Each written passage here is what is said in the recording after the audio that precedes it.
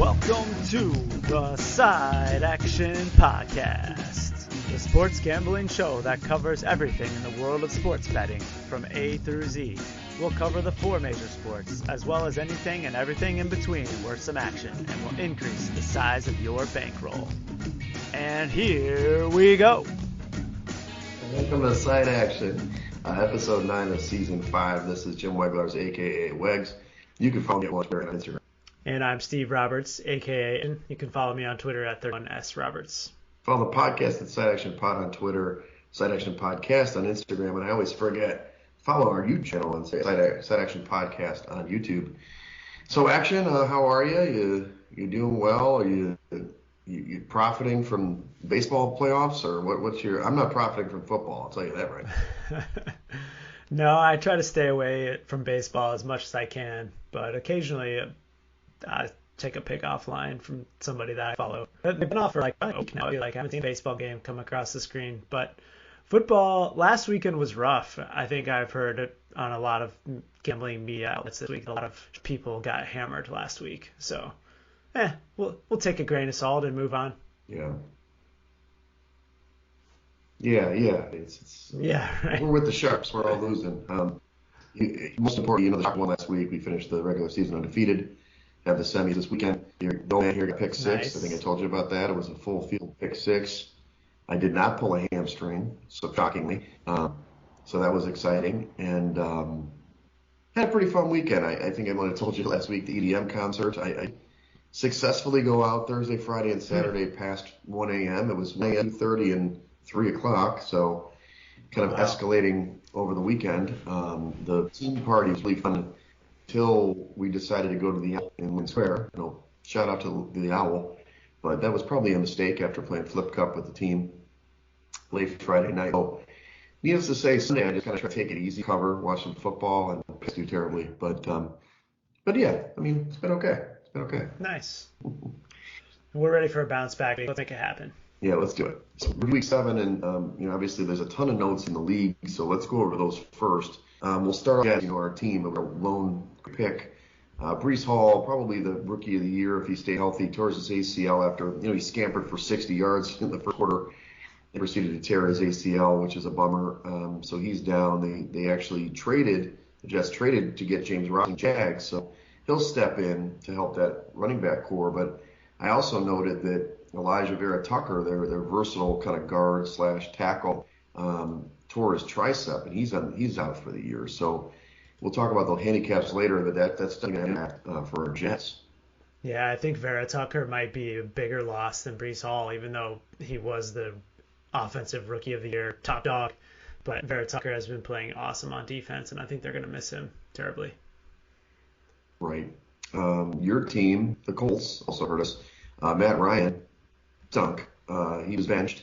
And he has a shoulder injury, quote unquote, but that's not the reason why he's benched. They've already announced Sam Ehlinger, Texas guy, for the Colts to be the starter for the rest of the year. So what do you think? Are you all for that move? Just a little surprising or no? I've heard a lot about it in the last couple of days. I mean, obviously they were really quick to make that news public on Monday morning, and I've heard that it came from the front office, probably the owner's suite, you have to imagine. But I think there's a ton of factors.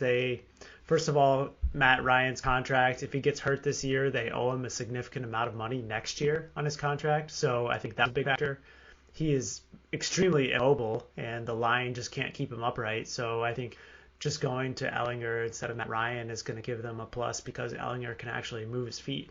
So those two things combined, especially, and add in his poor play, I think it all just ended up to a benching. Right. Yeah, I mean, going 0-2 against the Titans doesn't help on the season. So other news, DK Metcalf has a PCL injury. I don't know. Pete Carroll's been a little cagey with this guy. I don't think he's going to play this week. I think he's going to be out for 2 or 3 weeks, but they're saying like, oh, he was at the walkthrough. That doesn't mean he participated. So being weird about that. For the Chargers, they've got some injuries. J.C. Jackson, the cornerback, has a pretty bad knee injury, so he's going to be out for a while. And Mike Williams has an ankle injury, the wide receiver, and they didn't show up. We didn't talk about that game yet, but Seattle, they didn't show up in that game, Yay Seahawks, and we'll talk about Yeah. them later. Your guy Tannehill also got hurt in the game against the Colts, and they didn't really play that great offensively. It was just the Colts couldn't get it done. So Malik Willis has stepped in at quarterback. What do you think about that move? Well, I mean, it'll be super interesting. After looking back at the box score, I looked up at one point on Red Zone and Malik Willis was out there, and then all of a sudden Tannehill came back. So it leads me, and then Tannehill was reportedly in a walking boot. So it kind of makes me question how much faith they really have in Malik Willis at all playing quarterback if they basically forced Tannehill back out onto the field. And now it's looking like Tannehill has come out. He and Vrabel said he's going to play on Sunday. So he'll be out there, but how effective he's going to be, I'm not so sure. And I don't think they have any confidence in Malik Willis. Interesting. He's a rookie, and he's more of a mobile guy. Okay, Dallas, you've got Zeke Elliott, which is so funny, the different reports. By the way, look at the red wine guy. Good for your heart. Good job, Action. So Zeke Elliott has this sprained MCL. He had a big game this past weekend against the Lions. I don't know what to say here. He said he doesn't practice, but he says he's going to play. I see reports that he's going to be out already. Still, they have plenty of good running backs. I mean, Pollard's good. Yeah. And the offense it wasn't great with Dak, but they definitely played well when they needed to in that one. And then some other trades, dude, like Robert Quinn. I mean, I guess it's more close to home for me. The pass rusher for the Bears, defensive end, traded to Philly. That should help their pass rush. Kadarius Toney gets traded from the Giants to Kansas City. That's kind of a big move. I mean, some people aren't as excited about it, but they obviously want more weapons to compete with the Buffaloes of the world. Yeah. And then this one came out of nowhere, dude. Jamar Chase. He's on my team, a fantasy football team. That's what Brees Hall, by the way. Hip injury. He's out 4 to 6 weeks. What? Like, he was just dazzling the last 2 weeks. That sucks. I know. Right when the Bengals offense was starting to hit their stride, too. Yeah. And then lastly, Alan Lazard for Green Bay. He has a shoulder injury. He's out this week. He didn't play a lot of the game on Sunday, and it showed. You could see his face on the sideline being all pouty face when they lost to Washington. But it's just stand up. So it's a war of attrition. We know how the NFL is, but the teams that stay the healthiest usually do perform the best. But some of the trades and moves allow people to keep pace. Yeah, and something tells me that the trades are not over yet. I don't recall exactly when the trade deadline is, but I'm sure it's coming up soon. And I've heard in the media that there's tons of other moves that are in the works as well. Yeah, agreed. Okay, so let's go over the picks from last week. Last week we didn't all. We already mentioned that. We talked about the Colts 2.5-point dogs on the road and the Titans. And they had a chance. I mean, they had just turnovers, man. They were down big in the game, I think 13-0, and then pushed to get close, but they really couldn't get over the hump. And then Titans, despite the metrics, they win the game. I put the score as 19-10, so they covered easily. You put the Colts outgained the Titans 292 to 254, so it wasn't about moving the ball like we've seen in other games. It was just closing. Yeah, I mean, the turnovers were killer. I think early in the second quarter, I think it was, when the Colts were driving, they were in field goal range, and Matt Ryan throws an awful pick six for a 10-point swing, and they ended up losing the game by 9. I think that one play by itself certainly helped the outcome. Agreed. Some of the games we didn't pick, but kind of went the wrong way for other teams. Tampa Bay were playing pretty good tonight. They were 13-point favorites against the lowly Carolina Panthers, who apparently decided to play great. P.J. Walker was awesome. The defense played great. They completely destroyed Tampa 21-3. This game was never close. And I don't know. I like how you said it. Walker had an out-of-body experience. Why don't you throw his numbers up there?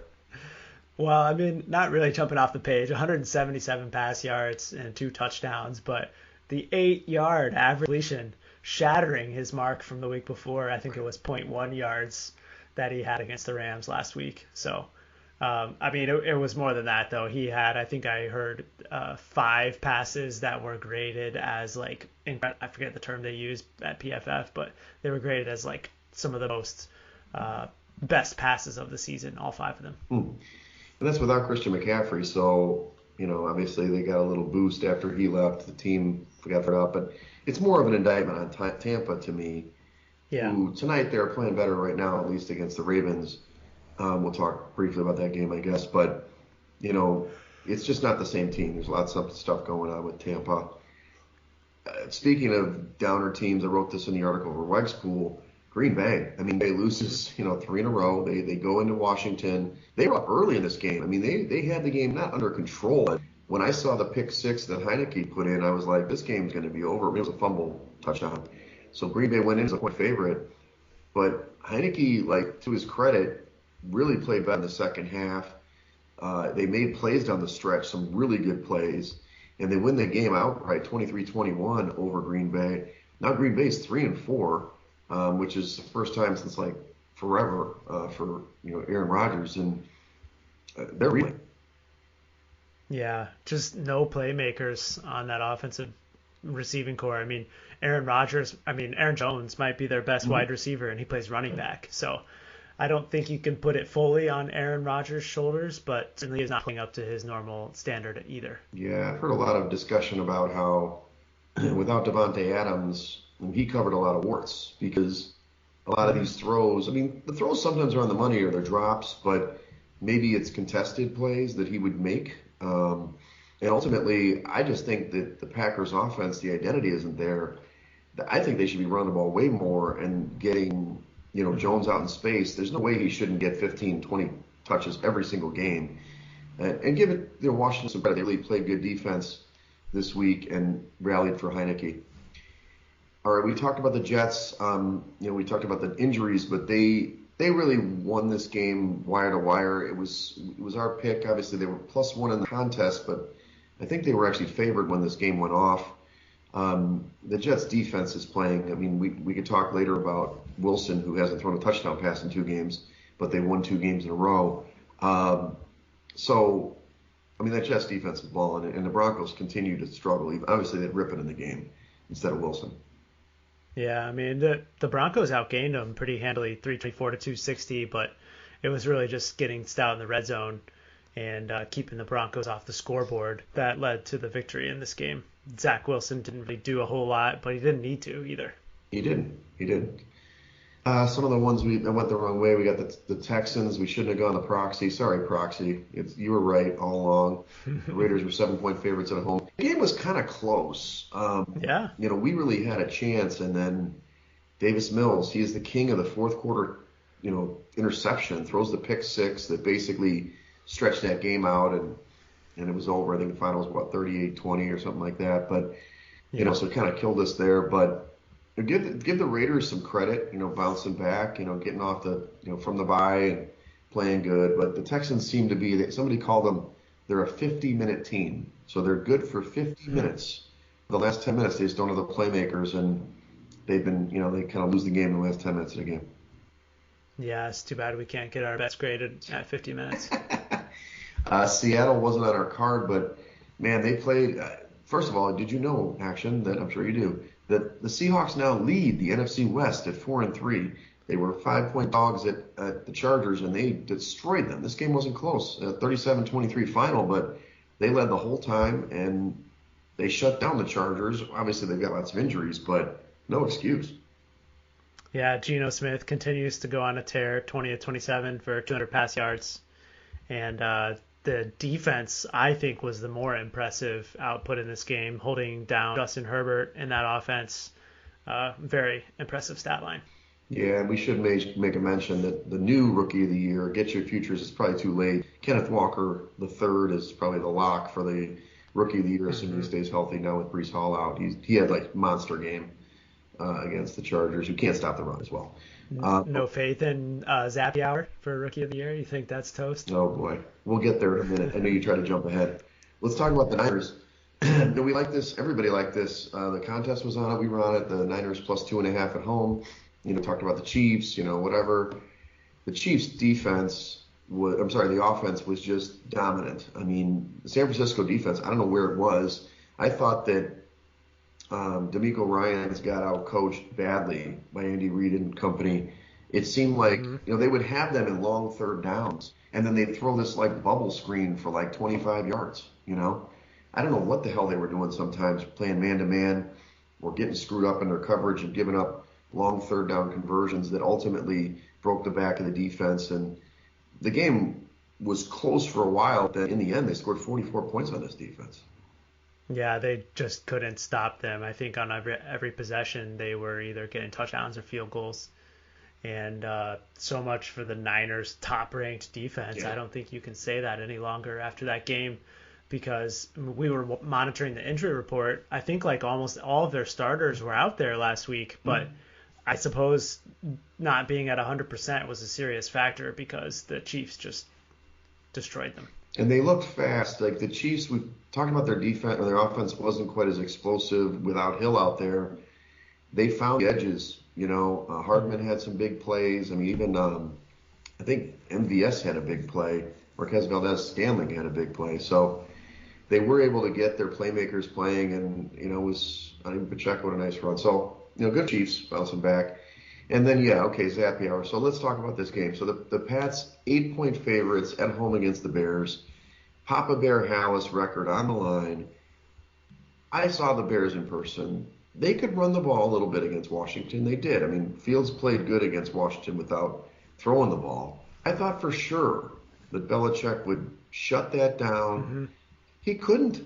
I mean, Justin Fields looked like he was playing at Ohio State. He was running around, making great throws. They lit up this defense. They scored 33 points on this vaunted defense. But I did hear a stat that New England is 28th against the run. So they can't stop the run. And then to your point, Zappy, they start off with Mac Jones, and they pulled him. They put Zappy in. He throws 2 quick touchdowns, but after that he was pretty pedestrian, and the Bears kind of shut him down.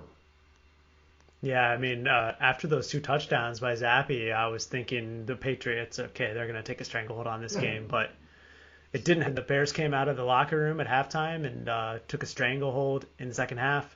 82 rushing yards from Justin Fields is probably the most remarkable stat line in that game. I still can't believe that Belichick didn't stop him. Yeah, it looked like sometimes they didn't even have the right run fits. I mean, he's running the read option, or he did break contain a few times, but he was the best athlete on the field. It was kind of like, I've heard it described as a Pop Warner game where just, okay, the best guy on the field is going to win the game, and you never really usually see that with a Belichick team, but who knows? Maybe they were looking ahead of the Jets. I do think, though, something that I'm filing away is just the question mark at quarterback. Like, it's clear, you and I traded text, Mac Jones took some snaps last week at practice. Okay, right. Surely they weren't all of them, and Zappy probably, there was like 50-50. And I think you've seen that around the league every week where there's a question mark about, okay, who's our quarterback going forward? And one guy is not getting all the reps in practice. It makes a huge difference come game time. It does. And Jones clearly doesn't have the confidence of Belichick. He's treating them like his running backs, which is bad because quarterback's a way different position than running back. So we'll have to talk about that in the handicaps going forward. Just to review on the trends, it's starting to split action. I mean, underdog 7-7 this week, under 7-7, although overwhelmingly the unders have cashed for the season, 64-44, 59% is your rate. And then we did have 2 games that were, impacted by the spread, but that's pretty typical for a given week. But it's kind of interesting how the odds makers have figured it out. They're starting to level this off, and it's tough for guys like us who are usually, on a certain side or sharp side. You're going to have to just pick the games right because it's not clearly an underdog week or a favorite week. Mm-hmm, definitely.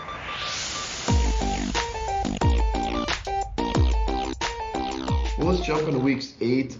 We've got 2 teams on bye, the Chargers and the Chiefs. Obviously we love the Chiefs being on, not for your fantasy team, but it's easy to figure out when they're off. The Chargers need to regroup. Your guy Staley probably needs to be thinking about his job security. We don't really have to talk about the first game, the Ravens-Bucks. I don't know what the score is now, but that game did flip, though. The Ravens opened as like a 2-point favorite, and now it's, Tampa's the 2-point in the contest, and saw that flip. Let's go into the main slate, and it does start off with a London game, which, it's what's that, 9:30 Eastern. They got a funny story. I'm sure you've heard about it. The Broncos are playing Jaguars, and we know the Jags are always like home teams. But did you hear about Russell Wilson, who was quote unquote walking and stretching for 4 hours, and then watching film, and he was getting jacked up to play? What do you think of that story? It's funny because every single podcast I listened to this week talks about it. I guess he was working out in the center aisle doing like leg lifts or something in the middle of the plane. This guy is just a joker, Yeah. man. I don't know what to say. I think it's clearly affecting his teammates because the chemistry on that team is not good. Yeah, he's a goofball for sure. So the game open is a 3-point favorite for the Jags. It's 2.5 in the contest. The total is really low, 39 and 39. It's over 39. It's 39 and a half now. So I like the number, action, 2.5. I mean, three is, key numbers Mhm. we've always discussed. The Jags are always good in London. Am I looking at it too simply? I don't, I mean, Broncos defense is legit. And obviously the Jags have not played great of late. Losing loss to the Giants, I forgot to mention they kind of blew one against the Giants. But on paper, this team is better than the Broncos. So 2.5 is probably a little light, in fact, if you Mhm. look at it, considering it's not really a home game, but it's almost like a home game for the Jags. Yeah, I mean, I would venture to say that the Jags probably have a greater bump in home field advantage in London than they do in Jacksonville. Right. So I think alone, not because of the stadium and the fans, but just because of their knowledge of the travel, they play there every year and they have had a lot of success there recently. So the organization knows how to set up the travel. And conversely, you have Russell Wilson and company who have been traveling a lot lately. I think they've had a pretty ragged schedule. And combine that with his injury, I'm reading that he intends to play, but who knows how close he is to 100%. I think that hamstring injury has obviously been hindering him because he just refuses to run on any play. Right. And factor in Hackett, is a terrible coach. So is he really going to have his team Yeah. ready to play? And it's not like Green Bay ever went to London. So he doesn't know how to handle the schedule. So I'd be on board with the Jags here, buddy. I know it's an early game, but just to let you know. Yeah, I have a lean to the Jags too. Definitely something that we can talk about a little bit more. I think offensively, they have some capabilities of putting up some numbers against this stout Denver defense. And then on the other side, really the only place that Denver makes some productivity is with the ground game before Javonte Williams got hurt. But the Jaguars' run defense is pretty good in their own right. So I think they have the capability of stopping what the Broncos can do well. Do you think and I know James Robinson's a pretty solid player, but do you think it actually helps the offense that you're going to have A10 basically be the main guy now, like 100%? There's no splitting of carries per se. I mean, he's not the biggest guy. I'm sure there's going to be other people to share carries, but maybe they're going to have more offense for the Jags. Yeah, I do. I certainly think that knowing now that Etienne is the bell cow, it's certainly going to give him some confidence too. And as long as he stays healthy, I think it's going to be good for their Right. offense for sure. All right. Well, let's at least put yellow on that, buddy. Sounds good. Unless you want to put some weird color that you Halloween orange or something. Um, Action always messes with me when he's putting these colors on here to see if I'm paying attention. The London Jaguars. All right, let's talk about this game. Very interesting game. Patriots go to the Jets. It opened as a pick. I'm not sure where that was. It's got the Patriots as 2.5 point favorites. This total went from 42 to 40.5. I remember we talked about this, was it early in the season, or we've always talked about how Belichick, he's gonna, Wilson, he's gonna, he befuddles the rookie quarterback as Wilson, but that didn't come to fruition against Fields, right? I'm not saying Wilson is Fields in terms of legs, and we obviously lost Brees Hall in this lineman, but the Jets are better, so I'm a little confused by the line. Mm-hmm, Okay, mm-hmm. the Jets have been a better team. Maybe they've ridden a tidal wave. I have one more comment before I let you talk. I did hear that the Jets, because who they played of late, it's been a very similar offensive style because obviously they played the Pack and the Broncos theoretically from the Hackett system that it's a very similar offense. So maybe it was easy for them to prepare and that's why they were so good on defense. But what's your take on this game?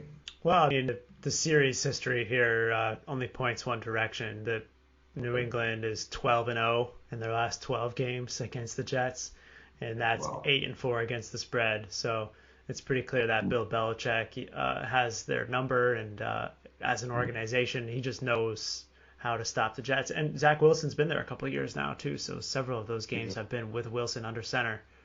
So I mean, they have the run defense is definitely concerning. The Jets' run offense is 11th ranked, and you mentioned it earlier. The Patriots are 28th in stopping the run, but now Breece Hall is out of the lineup, and I Right. question whether or not James Robinson coming in midweek is going to be able to really do much offensively. We saw last week McCaffrey get traded to the Niners, and I think he got like maybe 15 snaps, but even Christian McCaffrey couldn't get integrated that quickly. And so Yeah. I think the advantage that the Jets might have on the ground game is mitigated a little bit by that. On the flip side, I mean, Mac Jones is reinstituted as the starter. That's been clear since the week started this week. He's going to start. And so I think that's going to be a significant upgrade just because he's going to get every snap at practice this week. So Mm-hmm. I lean to the Patriots here.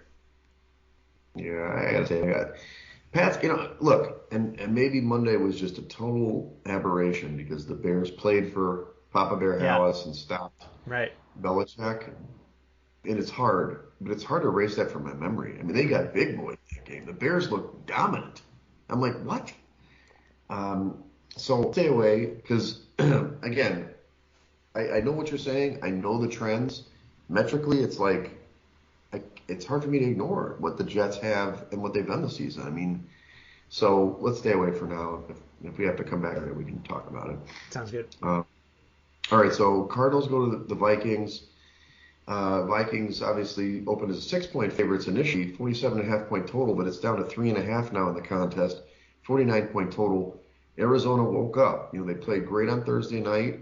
We talked a little bit about that when we were on here last week, and they kind of lit up what I guess is not a good defense anymore in the Saints. The Vikings aren't a great defense, but their offense is good, so this total does make sense why it went up. I hate the hook here for the Vikings, so I can't go there. But are you into backing the Cardinals Well, I here? mean, this is definitely one team in the Vikes that I'm interested in going against here down the stretch. But Mm-hmm. I'm Yep. not really sure that the Cardinals are the team that I want to get behind to do it. Um, One thing was clear to me last week in watching that game on Thursday night is that having DeAndre Hopkins back in the lineup is a huge game changer for Murray specifically and the offense. 14 targets and 10 catches for 100 yards. I mean, their offense was completely way more dynamic than they had been the first six games. So that's something. I, I heard a stat that they're 18 points better when he's in Wow, the I lineup. believe it. I believe it. Just watching the game, I mean, they were moving the ball at will. Of course, the two Mm-hmm. pick sixes at the end of the second quarter helped quite a bit. Yes. But They did. Thanks, Andy Dalton. I mean, I don't know. You've seen some money already come in on the Cardinals this week. I think it opened at like 4.5 or 5, and so I think that Mm-hmm. some sharp money is interested in the Cardinals, and I could consider it maybe like fifth or sixth tier pick for Okay. me. Let's just put it as a yellow. I mean, I'm okay with staying away from it because the Cardinals have burned us already this Hmm. year, and we'll see. Maybe that was just a Thursday night thing where Andy Dalton sucks in prime time, obviously. And they still, look, even with getting the two pick sixes, they still gave up 30 plus points to the Yeah, Saints. I mean, it was true. crazy. So their defense isn't that great. But I think this game should be a track meet And I mean, theoretically. the Vikings are off the bye, so they have rest advantage, but the Cardinals have 10 days rest too because they played on Thursday night, so it's kind of a wash there. Right, true. Okay, Dolphins go to the Lions. Dolphins open as a 3.5-point favorite. It's 3.5 in the contest. The totals really stayed at 51 and 51.5. Okay, so a couple things. Jared Goff has regressed to himself, right? He's playing like crap at this point. In fact, I believe on the last 5 possessions, or I think they turned the ball over on the last 4 or 5 of their possessions against Dallas. Now, Miami's defense isn't that great. I don't like 3.5 for the Dolphins at all. My metrics say that you should take Detroit mainly because of their offense, but we know the Lions defense Hmm. sucks. So the Dolphins are going to score. Um, I don't know, man. It's hard. 3.5 on the road. What do you think? I like the Dolphins here, despite the hook, not ideal. I think at three, Mhm. obviously, it would be a totally different discussion, but um, It's the Dolphins offense going up against that porous Lions defense for me is the handicap. Yeah. Tua came back last week, and I was surprised to see that he was running hard and really willing to take some hits, Yeah. which kind of impressed me. In a long-term scenario, I'm not interested in that, but when I'm betting on the Dolphins in a single game scenario, you love to see your quarterback put his head down in those kinds of situations. So I think that the Dolphins are going to put up a lot of points this weekend against the Lions. Yes. And on the other side, they're going to be able to slow down Goff a little bit. Their pass rush isn't great, but I think that they can get a little bit of pressure on Goff and keep the Lions offense down. Well, the Lions have the worst cornerbacks in the league, so start your Dolphins receivers, right? Yeah. I mean, Tyreek Hill's going to feast. I definitely am interested in receptions props and yardage props for Hill this week. Okay. I guess the only thing I would say is, to your point about the Dolphins, if it's a bigger total like this, 3.5 isn't that True. big spread, right? So, all right, let's put a yellow on the Dolphins. Fins. Okay, here we go. Pittsburgh against Philadelphia. Steelers, we'll see what happens with this team. They had a chance to win outright. I don't know if you watched the game. It was pretty crummy game. Yeah. Can't get it, man. Terrible throw at the end of the game. I mean, you're down by 6.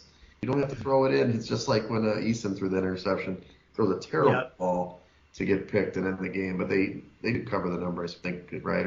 Right? Yeah, it was 8.5 at kickoff. Still.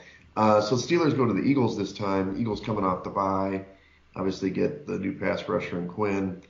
Game open is a 12-point favorites for the Eagles at home, and now down to 10.5. Totals 43.5 up from 43 originally. Am I all over? Is it because of my company? By Philly, you got the Phillies and you got the Eagles.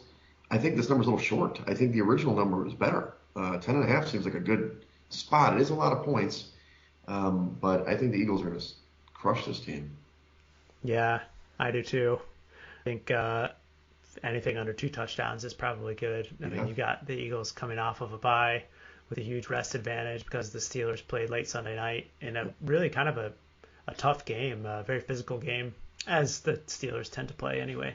Right. But there's a pretty serious trend for situation that undefeated teams coming off of a bye and playing at home in their next game are 14-2 against the spread. Okay. And I think that's a pretty significant sample size too. And couple that with the fact that the Eagles are the 4th-ranked offense, 4th-ranked defense, going up against the Steelers, who are 24th ranked on offense and 14th on defense. So advantages all across the field here, and I do like the Eagles as well.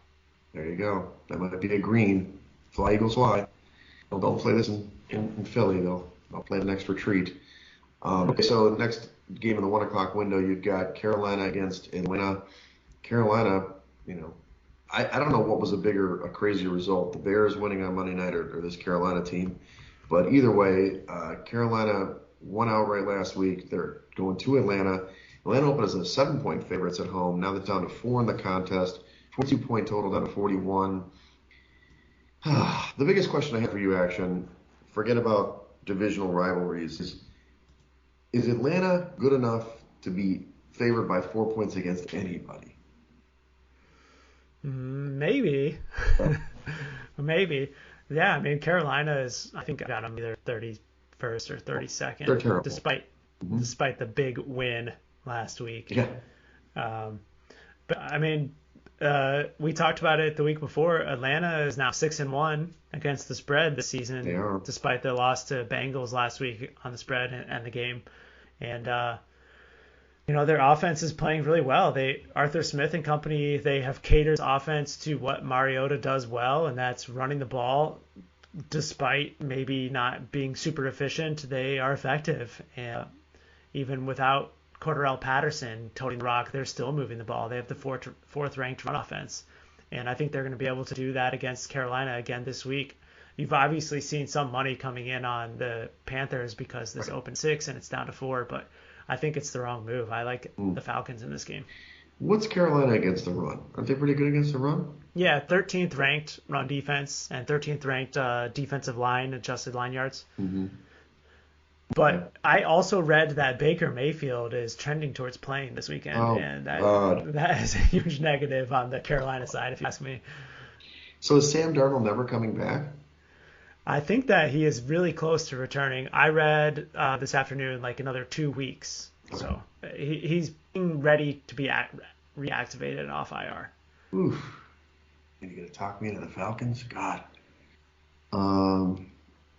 Were you interested in the Panthers though? No, no, Okay, okay, no, not at all. I all just, right, my thing is, it's actually the spread I've got is 3. It's not, okay. it's just a little. I mean, 4 points is just a strange number, I guess. I make it 3.5 on a neutral Yeah, for what it's worth. So okay, it comes down to home field advantage. If you're talking 1.5, I yeah, think 1.5, 2. I mean, you can get there definitely. But how often are the Atlanta Falcons favored that's what I in mean. this young season? I think zero. That's what I So mean. uh, Can I trust that? I'd like to stay away. no, Action. I just being I think we should. I think we should pass too. all right. Good. Phew. It's a close one. Arthur Smith. I know you're on his Christmas card list. Um, all right, let's go with the Raiders going to the Saints. This is still in the 1 o'clock window. Raiders open as a 2-point favorite. It's 1.5 in the contest. The total went from 47 all the way to 49.5. I believe the Red Rifle's starting again, even though Jameis is actually healthy. Um, so the Raiders, they won, they covered. Proxy's excited. I do think they're going to kind of go on a run. Maybe they figured some stuff out. Yeah. I don't love that they're favored on the road here. Hmm. Feels a little squeamish. I don't. Their defense still isn't good, but I think the line. I mean, it should be like more like a pick'em game. I mean, I don't know these Saints anymore. They have no defense anymore, and their offense actually Yeah. puts up points, which is great. But so this could be. I could see the total going up for a reason. I just don't know if I could. I don't think I can get on board with the Saints. I don't know if I could back the Raiders with a favorite on the road. You know what I'm saying? It's just tough for me. Yeah. Yeah. I think that was all very well stated. I agree that the Raiders are primed to make a run Mhm. here, but this is not one game where I'm interested in backing them with my money because, I make it 3.5 on a neutral, and given the Saints are coming back home and with the rest advantage, I think that 1.5 is a really darn appropriate line. Right. But the Raiders have some pretty serious injury questions. Devontae Adams, I think a lot of players on the Raiders came down with the flu this week, Okay. including Devontae Adams, and he's listed as questionable right now. Hmm. Darren Waller's questionable. Hunter Renfrow is questionable. I'm not sure who they're going to have suiting up at wide receiver. You can't do third and Renfro. It's going to be Hollins. Mac Hollins. Yeah, That's our I think proxy's that Mac Hollins is shoot. also on the injury report for What? what it's worth. But on the other side, the Saints have tons of question marks too. Michael Thomas, Jarvis Landry, Marshawn Lattimore, Adebo, and Bradley Roby, all questionable. So I think this game is just a pass. Yeah, let's pass. Let's pass. All right, here we go. The Mighty Bears go to the Cowboys. Cowboys open as 10-point favorites at home, 41.5 point total, up to 42.5. But the contest gave us a little break at 9.5 on the spread. Okay. Technically speaking, I have this game as a 7-point favorite for Dallas. So technically speaking, there's value on the Bears. I can't see this defense letting Fields run wild. It's going to be a rough day for Fields here. So the question Yeah. is, can the Cowboys score enough points? And look at you, you're already greening it up. So you're lined up against the Bears just like last week, huh? Yeah. I mean, it was a remarkable outcome. I know. There's no doubt about it.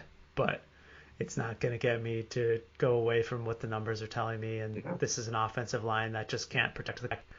32nd ranked in pass protection. They've allowed 27 sacks this season and enter the Dallas Cowboys #1 ranked pass rush. Yep. And they have garnered 29 sacks in their own right this season. And I just don't see how the Bears are going to be able to move the ball or score against the Cowboys. And my favorite bet is Chicago Bears under team total 16.5 points. I don't Okay. see how they're going to get anywhere near that. And I think that the Cowboys are going to be capable of scoring too. If Zeke doesn't play, I think I like that better because Tony Pollard has been very explosive this year. Dynamic. And I like the Cowboys a lot. Okay. I'm fine to lock that in. That's good because it's going to be a letdown spot for the Bears after that big win. Yeah. And, they do lose Quinn. Did you hear Robot Smith just crying when Quinn left? Yeah, I saw the clipping. But I just am like, all you got to do is spy Micah Parsons on Fields and the game is over. They won't score, right? I mean, Yeah. I did see, for what it's worth, I did see parts pop up on the injury report today, so definitely something we need to watch for. Practice reports tomorrow and check it again on Saturday. Okay. Okay, let's jump to the 4 o'clock window. We've got the Titans against the Texans. So the Titans, they open a 3-point favorite. It's down to 2.5 in the contest. The totals remain the same at 40.5. We talked about the injuries, and then the Malik Willis angle is pretty big for this because I do think this could be a Titans game back. I think they're playing good ball, and as much as the Texans, we've been backing them. They've won sometimes when they've backed them or not. Divisional road dog or home dog, is all that kind of stuff. But if Willis plays as a starter, I can't back the Titans. But I can't really. I don't think I can get back on the Texans again. The running goals. I mean, isn't Henry going to run for 200 yards on Saturday or Sunday? Maybe. Yeah, the Texans' run defense is awful. Dead last. Yeah, I'm with you. I was really interested in backing the Texans when I thought that Willis was going to be the starter, but if Tannehill's out there, it definitely gives me some pause, and I think it's either Houston if Willis plays or a pass otherwise. Okay. Let's pass. Okay, here we go. The 49ers against the Rams. I know your handicap, but let's talk through it. The 49ers open as a 2-point favorite on the road, 1.5-point favorite now. The total went from 40.5 to 43. San Francisco has owned this team. We've talked about this several times over the last 3 years. They have owned this team in both against the spread and mostly straight up. But that defense looked like crap last week. Action? The numbers still tell me to take San Francisco here. Don't get me wrong. But we're getting up with this. We got to talk through this defense. What's up with this defense? It's 2 weeks in a row they've been getting crushed. And the Rams, as bad as they played, they got to bye. Maybe they got a little healthy. Maybe they're going to play better. Yeah, I don't know how to answer the defensive question because we talked last week about how it was a prime bounce back spot for the Niners. And now you got a double bounce back spot. But on the other side, maybe it's just a case where Kansas City is capable of getting to that level. Remember earlier in the season, they had a similar pasting against the Bucs defense. That's true. So they've done this more than once against an elite NFL defense this season, and maybe you give the Niners a little bit of a pass for that. But you also have to figure with those guys all coming back, and they're going one more week on, they're presumably going to be a little bit more healthy on defense. Right. But you mentioned it, 6 straight ATS covers and 7 out of the last 8 since 2019. The Rams definitely just are a bad matchup for the Niners. Mm-hmm. Mm-hmm. So it's Niners or pass. I guess we put it as a yellow because we'll consider it, right? But is there any injury news that we definitely have to check? I mean, the practice report, we got to assume everybody's practicing. And you got to think McCaffrey's going to be more integrated in the offense. And he actually had a pretty good game against the Rams when we picked Carolina when they got beat. True, that's true. But at some point the Rams have to start playing better, right? At some point they will. I mean, they're going to be shitty all year. Their offensive line is a serious problem. Yeah. I mean, Noteboom was the second starter or the second string tackle, and he's out now. And right. I just don't see how, even with the bye, they're going to be able to protect Stafford. Mm-hmm. And I mean, that may not be a huge factor against most defensive lines, but it's going to be a huge factor against the Niners defensive line. Right. To answer your injury question, Deebo Samuel is a huge injury question mark for me. Right. He hasn't practiced all week, and definitely someone I want to look for on Saturday morning. I thought Ayuk played good the other night. Or the other day. True. I mean, he played good. He did. It's just, and it was nice to see Kittle involved. And when you look back at that game, the game was pretty close. I thought the Niners lost that game in the first half. I think that they kicked too many field goals. Mm-hmm. Yeah. They didn't convert in the red zone. Jimmy made some bad throws.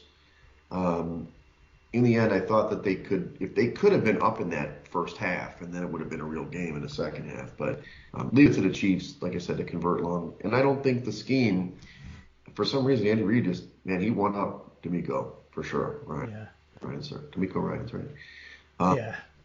all right, let's go. Kyle, Go ahead. one more thought. Kyle Juszczyk is out, and I know that there's in some published reports that their offense is significantly less efficient when Juszczyk is not on the field. Oh yeah. And so, I mean, the Niners are definitely going to be having that as an issue, but I really like the under in this game for all those reasons. I don't think the Rams are going to be able to move the ball, and that the Niners offense is going to be hurt. Right. Okay. All right. Washington against the Colts. This is a really interesting matchup, actually. You've got the Colts open as a 4-point favorite at home. Now it's a 3 points in the contest. Total has gone from 41, which was low, to 39.5. Just about the lowest on the board, I think. So Heineke, of course, is going to start for the Commanders. You've got Ellinger's first career start, right, for the Colts. Yeah. Mm-hmm. Woof. I don't know, dude. It's hard. It's a tough handicap. I don't know what to say because they're not really quite the same teams as the metrics say because these are, two different teams. I'd probably go with the Commanders just because they're probably riding high, but the Colts could play better with Ellinger. Yeah, I mean, there's only one way to go. 32nd ranked offensively. I don't know if they can play much worse. God damn.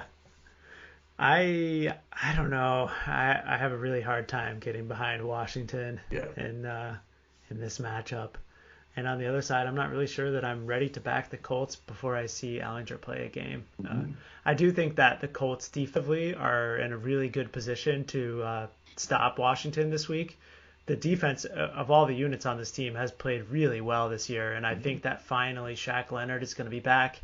Certainly want to keep an eye on that. But for me, it's Colts or pass. But I'm really happy to pass if you. Yeah, let's pass. Let's pass. And he's always going to be Darius to me. Let's not call him Shaq. We should go back to Darius. Maybe he'll magically get healthy. Exactly. He'll play again. Okay, so Giants going to the Seahawks. First of all, this is a huge game in the FC now. You got a division leader and a 6-1 team, which is crazy. So the Seahawks opened as a 1.5 point favorite at home. Now they're up to 3. Total 46.5 down to 44.5. So this is another one of those situations. Now, Seattle played great last week against the Chargers, beat up. They played well all season. But the Giants keep covering and winning in the fourth quarter. So your guy, Danny Dimes. I don't really see how the Seahawks can be favored by this many points, just in general. So I'd be on the Giants here. I think this game should be closer to maybe a 1 or a pick'em game. But talk me out of it. Maybe Seattle's offense is so good, right? I definitely my numbers say 0 on a neutral as well, so I think you're onto something there. But I think the Seattle home field advantage is one of the greater ones in the league, especially when the Seahawks are playing well, and probably even more when the Seahawks are consistently beating expectations. So I think I can get really close to this, probably 2.5, not 3, which I guess gives you some value on the Giants side, considering you're moving from 2.5 to the key number of 3. But the Giants are in a pretty tough travel spot here. I think that they've been on the road a couple weeks in a row now. Coming from Jacksonville, having to go all the way out to Seattle is probably one of the longer trips. Not that they went direct, but still a lot of plane miles to travel. They were in London, and Seattle, right? I mean. Yeah, right. That's a good point. Yeah, and they just traded away one of their receivers. They didn't have many receivers to begin with. True. Not that they even throw the ball. It's been the Saquon Barkley show. And Danny Dimes. Danny Dimes. You know he has 5 comebacks. 5 comebacks in the fourth quarter. Mm-hmm. Which give me Seattle in the first half. How about that? We'll take that in this contest. I really do like the Seahawks in the first half, actually. But. So is this a stay away, or you want to back Seattle? I don't know. There's been a lot of sharp money on Seattle this week already. I think it opened 1 and has been pushed out to the number of 3 that we see right now. So 1.5 to 3. Everybody's been saying this, that Seattle, blah, blah, blah. And I'm like, I think it's the spot. I think it's the travel spot. And, the Giants are just due for a dud. Yeah, they can't keep doing what they're doing for sure. At some point, they're gonna, you know, DK Metcalf potentially not playing is a pretty big concern for Mhm. me, though, too. I mean, he's one of Geno Smith's go-to receivers and a huge target. Yep, Given his propensity to throw accurate footballs, going to DK Metcalf is certainly a huge help. right, right. Well, let's take a look. How many picks we got? We're running out of games here. Actually, 1, 2, 3, 4. I think we got enough to keep it off the card, but it's up to you. Because I mean, let's go to the next game before maybe whatever. Sure. Let's like to skip. Packers Bills. Okay. Okay, I understand this is like maybe not a sucker play, but the Bills open as 11.5 point favorites. They're still at 11. 47 point total up to 47.5. So normally speaking, I would say, oh, Rodgers is not going to lose four in a row.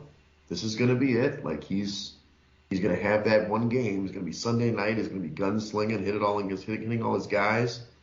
I don't think it's this game though. I think the Bills are going to destroy them. Mm-hmm. Yeah, sign me up for that. Yeah. I mean, the Bills are coming off of the bye.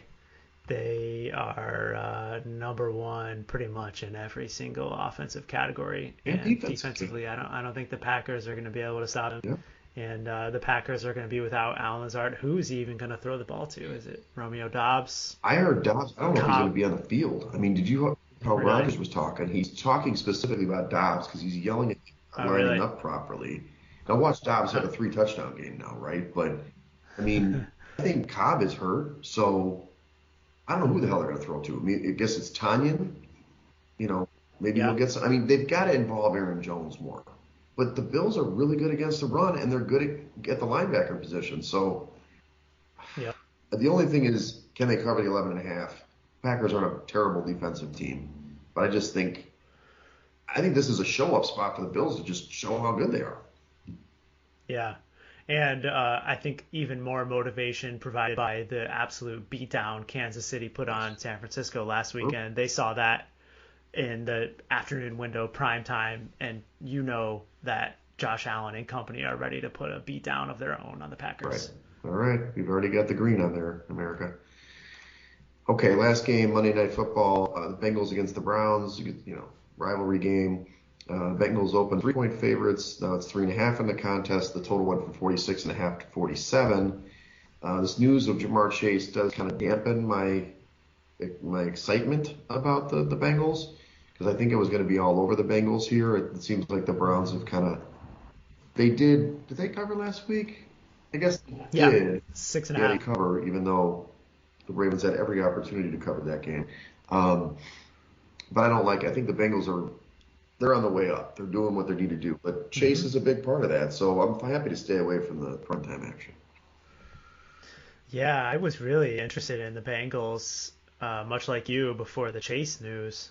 I've got them up to sixth ranked in my numbers here, and 4.5 points better than Cleveland. So I think this number is probably right in line. I Yeah, certainly would have liked a three, a lot better than the three and a right. half. I think if you're interested, you can go out to the market and buy yourself a three right Sure. now on the Bengals. With the Chase news, this line has ticked back down to the key number, and for that reason, I think it's really tough to pull the trigger on Cincinnati in the contest, especially in the primetime game. But I'm with you. This is a bye team for me. It may not be this week. Right, right. I mean, I got them. Used to have them sixth. I got them third. I mean, there's kind of a mishmash after you get between you got Buffalo Yeah. and then Philly, and Philly's not that far behind Buffalo, and that's everybody Hmm. else. And then there's a bunch of teams that are, each week it kind of goes up and down, right? So I do think Bengals, as much as I didn't think they started the season off great, they're getting it done now.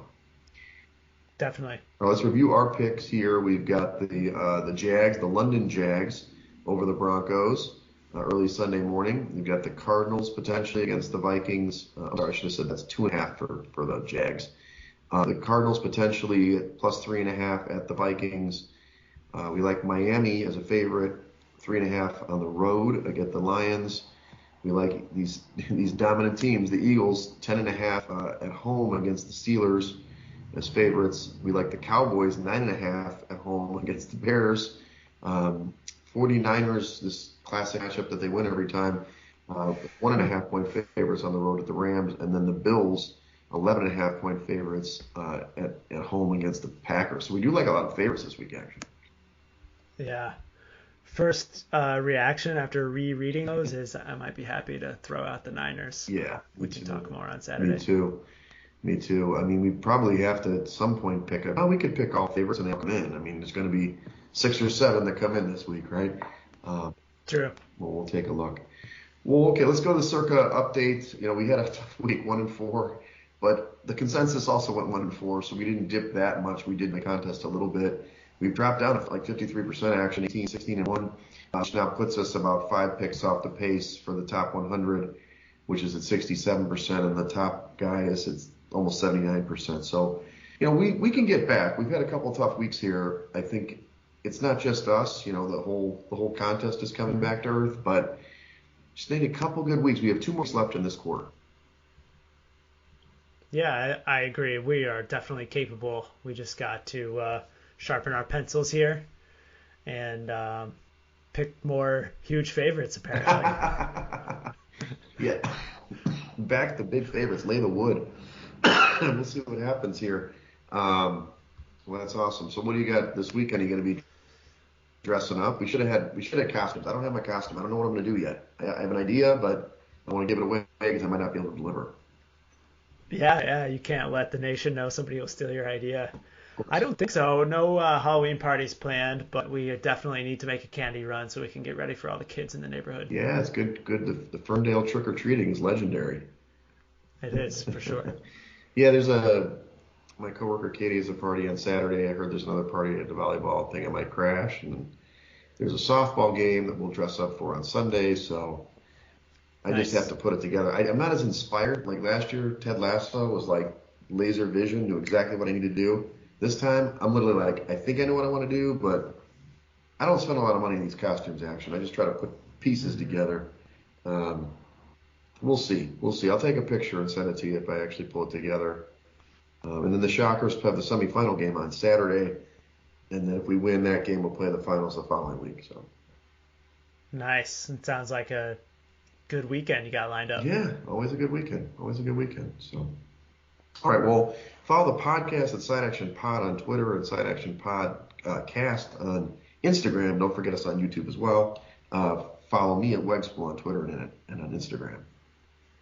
And follow me on Twitter at All right, 31sroberts. have a happy and safe Halloween weekend, everybody. That's a wrap for this episode of the Side Action Podcast. We appreciate all of your listens and thank you for joining us. We'll see you all again next week on Thursday for some more hot picks and side action.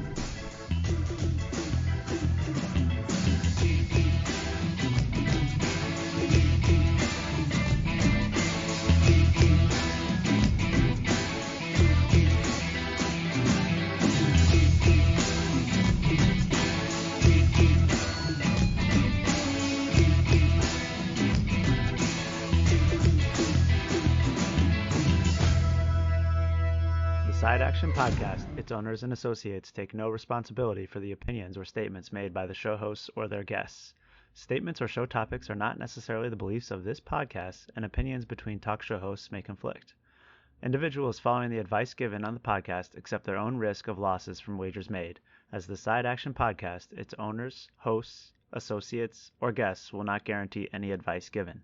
The opinions and advice given on the Side Action Podcast is for entertainment purposes only.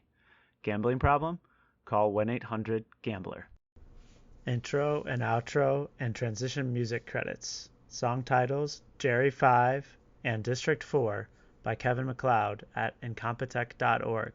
Licensed under Creative Commons Attribution 3.0. creativecommons.org/licenses/by 3.0.